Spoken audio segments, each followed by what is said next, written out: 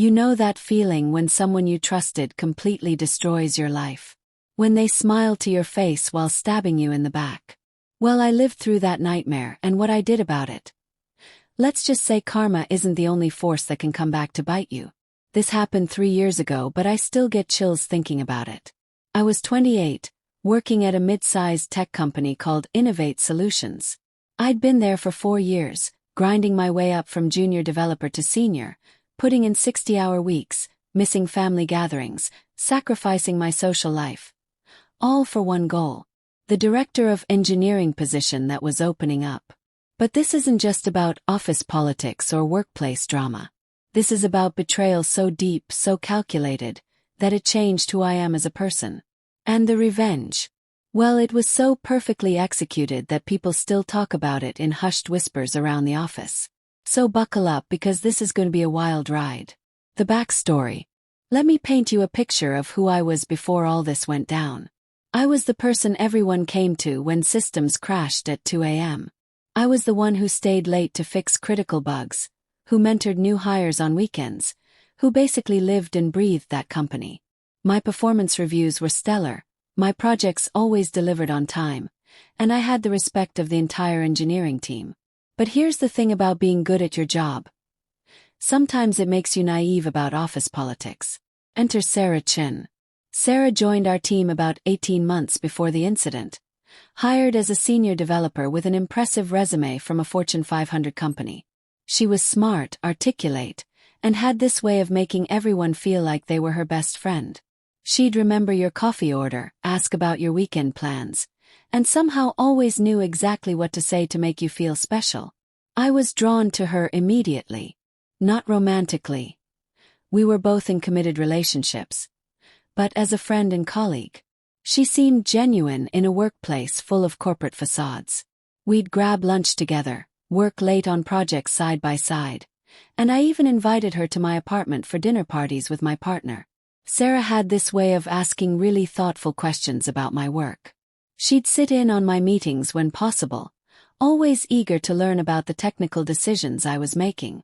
She'd say things like, "You're so brilliant at this. I wish I had your instincts for system architecture." It felt good to be recognized, to have someone appreciate the work I was pouring my soul into. When the director of engineering position was announced internally, I knew it was my time. I'd been essentially doing the job already, leading cross-functional initiatives, making strategic technical decisions, being the go-to person for our CEO when engineering questions came up.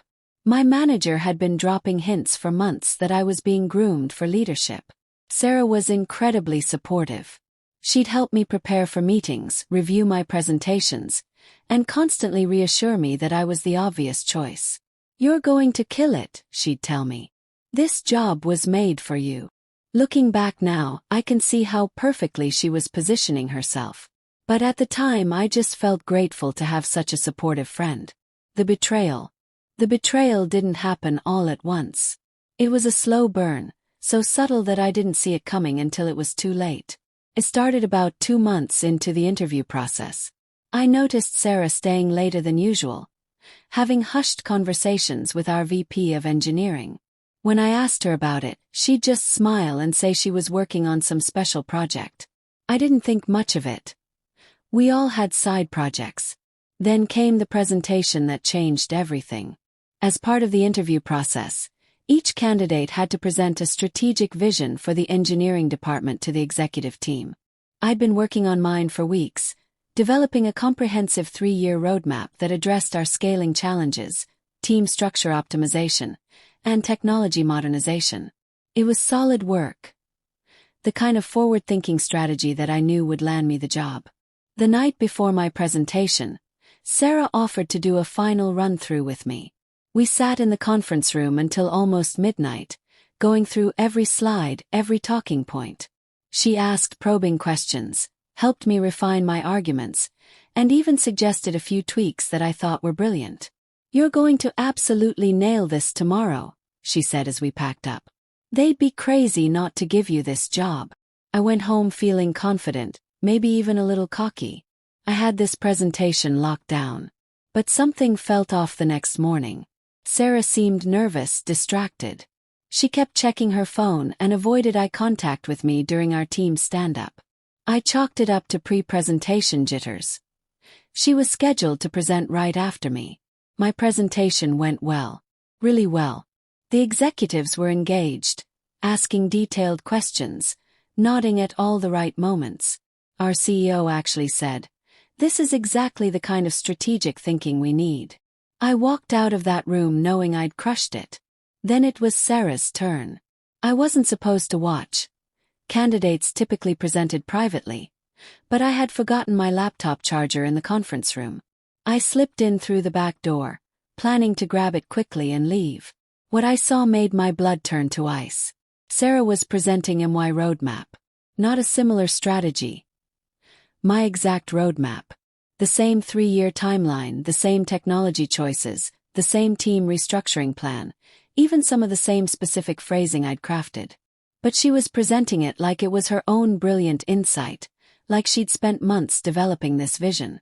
And here's the truly diabolical part. She was presenting it better than I had. She'd taken all the feedback from my presentation, all the questions the executives had asked, and she'd incorporated the answers seamlessly into her pitch. It was like watching a perfected version of my own work. I stood there, frozen, watching this person I trusted completely steal not just my ideas, but my entire professional future. But it got worse.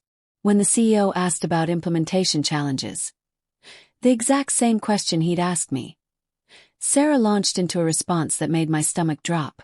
She started talking about how the current engineering leadership had been making some questionable decisions, how there were knowledge gaps in the team that were holding us back.